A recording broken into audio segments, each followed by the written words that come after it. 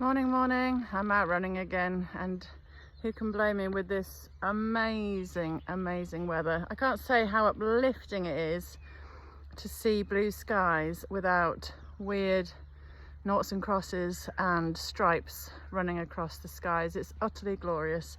So if you have a dog, it's the best way to keep yourself and your dog fit. If you've got joint problems, walk, and then say every 2 minutes do a little dash for 20 seconds. It'll be really good for you and give you so much energy, burn off some more calories, burn off some frustrations. Anyway, today I'm sweaty as ever.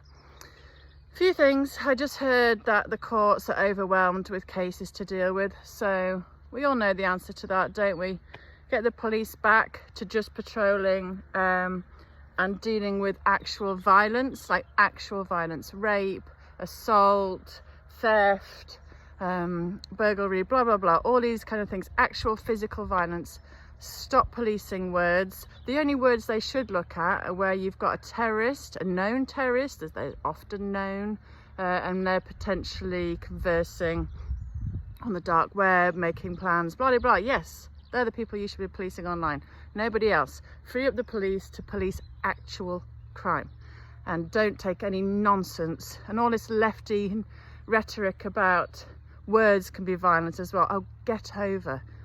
Moving on from that, the leftist mentality is the reason we're seeing so many young kids on the left, and we know mental health's getting worse and worse, but we're seeing so many on the left particularly unable to deal with alternative viewpoints. They're unable to deal with anything slightly stressful, any slightly strong words, and again, using the UK as an example, we used to be a country that had really thick skin, quite rude jokes, quite hard-hitting jokes, often very offensive jokes, all sorts of jokes about women or different races, and we would all laugh together, all different races, men and women, and we would have much thicker skin for doing so.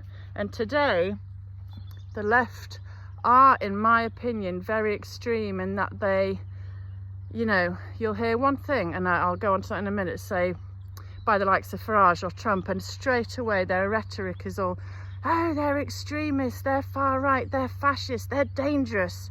Like, it's so absurd and so hysterical and inflammatory.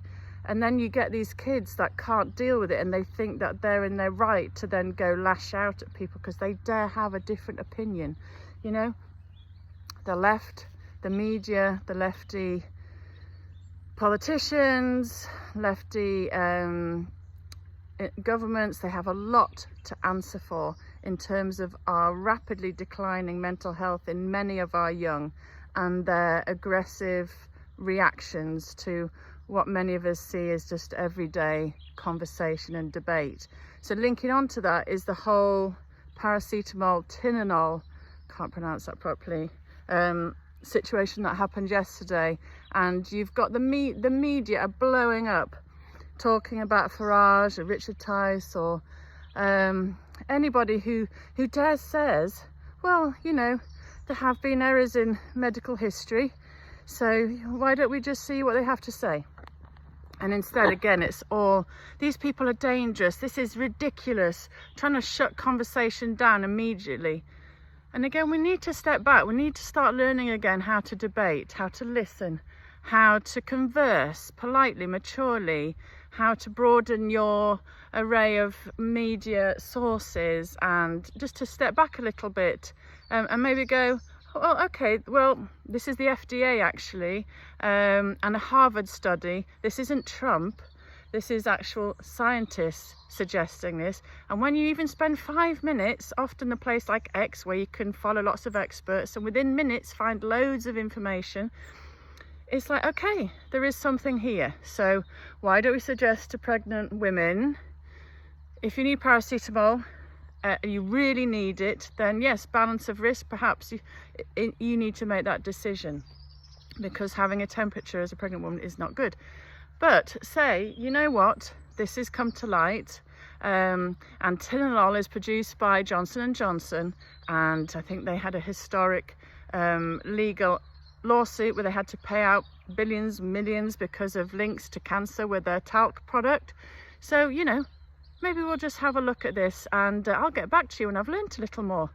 You know, that's rational, that's logical, that's sensible, and that's putting your patient first and foremost. But so many, and again, my feed's full of lefty politicians, some medical nurses and all this kind of thing, just straight away, their rhetoric is so childish, so obscene, and it's very worrying. And then you see why there is so much anger, so much turmoil. Going back to Charlie Kirk, and I was talking about having Charlie's Corner in all the universities. You don't even need that. You just need to bring back debate in schools, which used to be a thing. And like I said, I've had sales training where you were given some really hot topics, whether it's fox hunting, whatever, and you'd have to argue your case, and then you'd have to flip it and argue the other side. And it was really a great exercise in learning how to debate as a tolerant adult, learning to try and see the other side's point of view. And if you have that mentality, we'll be a much stronger, more sophisticated, articulate, intelligent, experienced society, and a lot less angry one too. People are allowed different opinions. Sometimes articles come out that are hard-hitting and difficult to swallow, but we need to read them, digest them, not immediately try to shut them down. So just my thoughts for today. I'm going to finish off my run, and like I said the other day, have a cup of tea and a biscuit, and I'll be a much happier person for the rest of the day.